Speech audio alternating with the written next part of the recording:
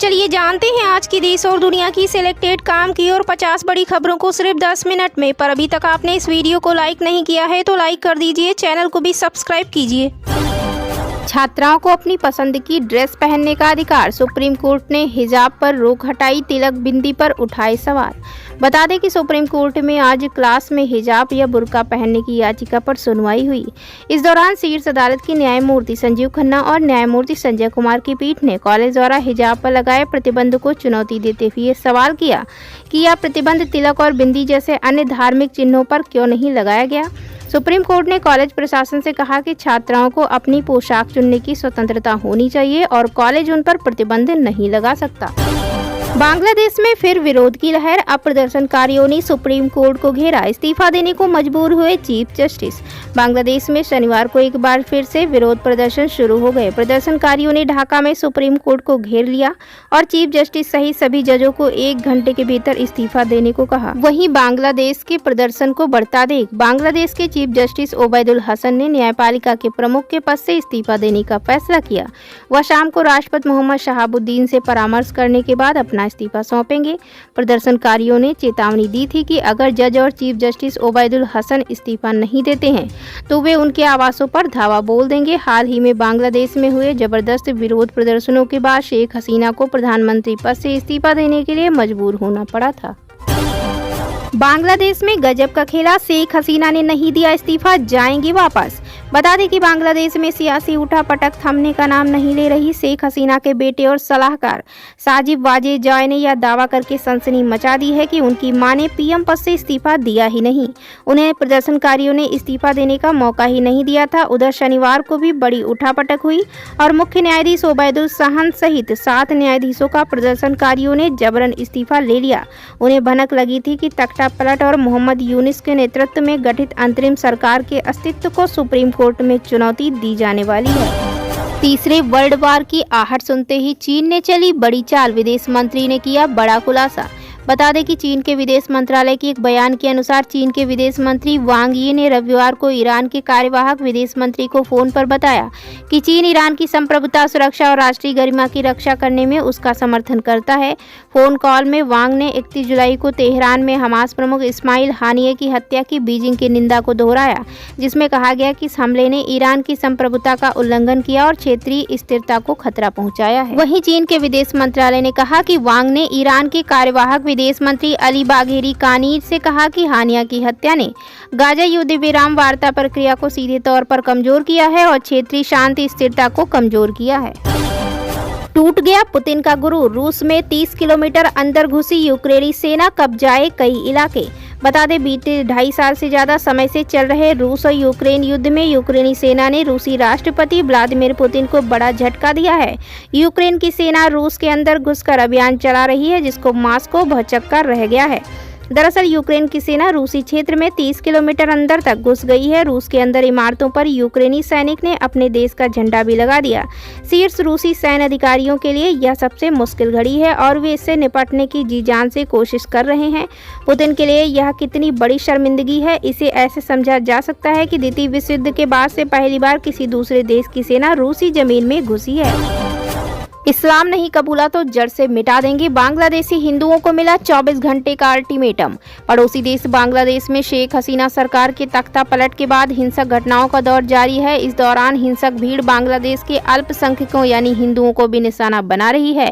बांग्लादेश में हिंदुओं के साथ हो रही हिंसा को लेकर भारत में लोग गुस्से में हैं। लोगों ने इस मामले में सरकार से हस्तक्षेप करने की मांग की है। इस बीच एक मौलाना ने बांग्लादेशी हिंदुओं को अल्टीमेटम दिया है। उसने कहा है कि अगर बांग्लादेश के हिंदुओं ने जल्द इस्लाम नहीं अपनाया तो उन्हें जड़ से मिटा दिया जाएगा। अबू नज्म फर्नांडो बिल अल इस्कंदर नाम का ये मौलाना खुद को इस्लामिक विद्वान बताता है। उसने हिंदुओं का कहर ढा रहे इस्लामिक कट्टरपंथियों से अपील की है कि बांग्लादेश को सनातनी धर्मियों से मुक्त कर दो। पत्नी सांसद तो पति सिपाही, एसपी ने किया खेल, अब संजना की सुरक्षा कर रहे पति कप्तान सिंह। राजस्थान की भरतपुर लोकसभा सीट से सांसद संजना जाटव अब अपने पति के बिना बाहर नहीं जा सकेंगी। घर से बाहर निकलते ही हमेशा उनके पति साथ होंगे और उनके आसपास होने वाली हर गतिविधि पर नजर रखेंगे। दरअसल संजना के पति को ही उनका निजी सुरक्षा अधिकारी नियुक्त किया गया। बता दें कि संजना जाटव कांग्रेस के टिकट पर जीत हासिल कर संसद पहुंची हैं, वहीं उनके पति पुलिस में सिपाही के पद पर हैं।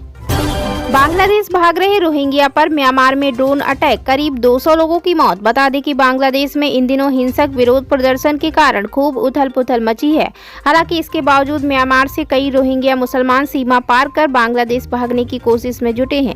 म्यांमार से भाग रहे रोहिंग्या मुसलमानों के ऐसे ही एक समूह पर बॉर्डर के पास ड्रोन से हमला किया गया। इस ड्रोन अटैक में महिलाओं और बच्चों सहित करीब 200 लोगों के मारे जाने की खबर है। रिपोर्ट के मुताबिक यह हमला हाल के हफ्तों में सैन्य जुंटा सैनिकों और विद्रोहियों के बीच संघर्ष के दौरान रखाइन राज्य में नागरिकों पर किया गया अब तक का सबसे घातक हमला है। राइटर्स ने 3 चश्मदीदों के हवाले से बताया है कि इसके पीछे अराकान आर्मी का हाथ है। हालांकि समूह ने इन आरोपों से इनकार कर दिया है। म्यांमार की सेना और मिलिशिया ने एक दूसरे पर हमले का आरोप लगाया है। हरियाणा के सीएम ने आप के पूर्व मंत्री संदीप कुमार को 5 बजे बीजेपी में शामिल किया, 11 बजे बाहर निकाल दिया। बता दें कि आम आदमी पार्टी के पूर्व मंत्री संदीप कुमार वाल्मीकि 10 अगस्त को बीजेपी में शामिल हुए थे। हरियाणा के पंचकुला में सदस्यता ग्रहण कार्यक्रम हुआ। मुख्यमंत्री नायब सिंह की मौजूदगी में संदीप वाल्मीकि ने कुछ और लोगों के साथ बीजेपी ज्वाइन की। फोटो वीडियो आए, सोशल मीडिया पर प्रचार भी हुआ। फिर कुछ देर बाद खबर आई कि पार्टी ने संदीप वाल्मीकि को निकाल दिया। ऐसा क्यों किया गया, इस बात की जानकारी बीजेपी प्रदेश महामंत्री सुरेंद्र पूनिया ने लेटर जारी कर दी है। बता दें कि दिल्ली सरकार के पूर्व मंत्री संदीप कुमार ने बीजेपी ज्वाइन की, लेकिन इससे पहले उन्होंने अपना बैकग्राउंड छिपाया। उसके संज्ञान में आते ही बीजेपी ने संदीप कुमार को अपनी प्राथमिक सदस्यता से अलग कर दिया। बांग्लादेश हिंसा में कांग्रेस का हाथ, हसीना के दुश्मन संग राहुल गांधी ने रची साजिश। बता दें कि बांग्लादेश में शेख हसीना सरकार के तख्ता पलट के बाद भी हिंसा थम नहीं रही। आरक्षण विरोधी छात्र आंदोलन अब अल्पसंख्यकों विरोधी आंदोलन में तब्दील हो गया। पूरे देश में अल्पसंख्यक हिंदू समुदाय को निशाना बनाया जा रहा है। इसी बीच बांग्लादेश हिंसा को लेकर बड़ा दावा हुआ है। बीजेपी प्रवक्ता तुहिन सिन्हा ने दावा किया है कि बांग्लादेश हिंसा के पीछे कांग्रेस का हाथ है। उन्होंने कहा कि कांग्रेस नेता राहुल गांधी ने शेख हसीना की सियासी दुश्मन खालिदा जिया के बेटे संग मिलकर तख्ता पलट की पूरी साजिश रची थी। भाजपा प्रवक्ता तुहिन ने दावा किया कि राहुल गांधी ने पिछले महीने अपनी लंदन यात्रा के दौरान खालिदा जिया के बेटे से मुलाकात की थी। इस दौरान उन्होंने बांग्लादेश में तख्ता पलट को हरी झंडी दिखाई थी। तुहिन ने आगे कहा कि राहुल पर यह आरोप बहुत ज्यादा गंभीर है। कांग्रेस पार्टी को इस मामले पर खुलकर जवाब देना चाहिए और बताना चाहिए कि क्या राहुल ने खालिदा के बेटे से मुलाकात की थी या नहीं। भारत में होने वाला है कुछ बड़ा, हिंडनबर्ग की पोस्ट ने किया सबको हैरान। बता दें अमेरिकी short seller firm Hindenburg research ने हाल ही में एक नई घोषणा की है जो बहुत ही चौंकाने वाली है। हालांकि हिंडनबर्ग ने इस घोषणा में कोई विस्तृत जानकारी नहीं दी है, मगर ये माना जा रहा है कि वे किसी भारतीय कंपनी के बारे में एक बार फिर से बड़ा खुलासा करने वाले हैं। वहीं अब सेबी के नोटिस में खुलासा हुआ है कि किंगडम कैपिटल ने कोटक महिंद्रा इन्वेस्टमेंट लिमिटेड में महत्वपूर्ण निवेश किया है तथा अडानी इंटरप्राइजेज लिमिटेड में शॉर्ट पोजीशन स्थापित करने के लिए $43 मिलियन का आवंटन किया है।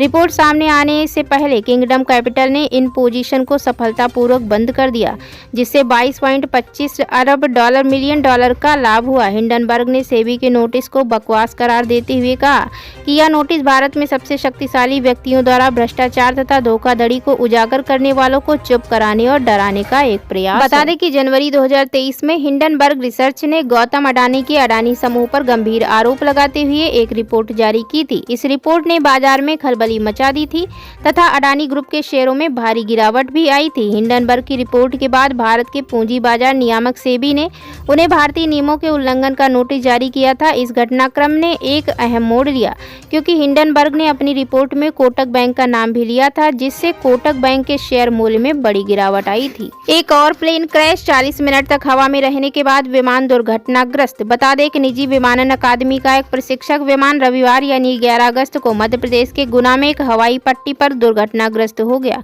जिसमें 2 पायलट घायल हो गए। गुना कैंट पुलिस थाने के प्रभारी दिलीप राजौरिया ने कहा कि 2 सीटों वाला सेसना 152 विमान 40 मिनट तक हवा में रहने के बाद संभवतः इंजन की खराबी के कारण दोपहर करीब 1:30 बजे दुर्घटनाग्रस्त हो गया। विमान में सवार 2 पायलटों को चोटें आई और उन्हें गुना के अस्पताल में भर्ती कराया गया, लेकिन दोनों खतरे से बाहर हैं।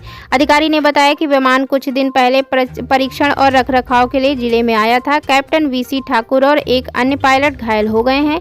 कैंट पुलिस के साथ अकादमी के अधिकारी मौके पर पहुंचे। विमान को परीक्षण और रखरखाव के लिए गुना लाया गया था। छावनी पुलिस के टीआई दिलीप राजौरिया ने बताया कि दुर्घटनाग्रस्त विमान बेलगावी एविएशन का है। इसे परीक्षण और रखरखाव के लिए साशिब अकादमी में लाया गया था। तो दोस्तों, ये थी आज की 10 फटाफट बड़ी खबरें। अगर आपको न्यूज पसंद आई हो तो वीडियो को लाइक और शेयर जरूर करें। धन्यवाद।